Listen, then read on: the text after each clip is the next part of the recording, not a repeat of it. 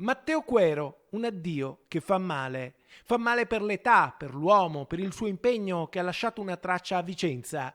A soli 56 anni ancora non compiuti se ne va l'ex assessore alla cultura della giunta di centrosinistra, guidata dall'allora sindaco Achille Variati. Se lo è portato via una lunga malattia, ma fino all'ultimo ha voluto vivere la sua vita, il suo lavoro, le sue passioni. Aveva la musica nel sangue, Matteo Quero. Innovatore, creò la Festa della Musica, un sistema organizzato che dava l'opportunità agli artisti di suonare in ogni locale della città che ne facesse richiesta, e fu tra i fondatori e organizzatori del Vicenza Jazz. Ex amministratore unico di AMCPS, negli anni si è ritirato dalla politica, che non ha più vissuto in prima linea.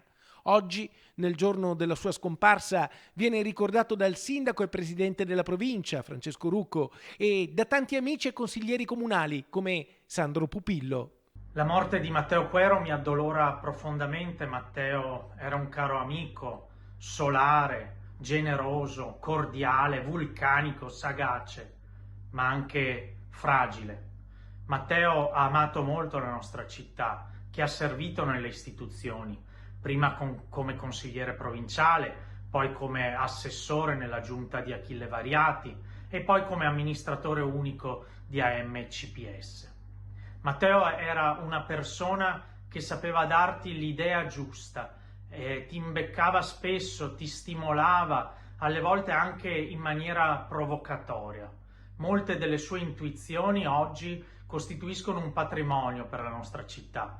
Pensiamo al Vicenza Jazz che assieme a Luca Trivellato e a Riccardo Brazzale ha aiutato a fondare.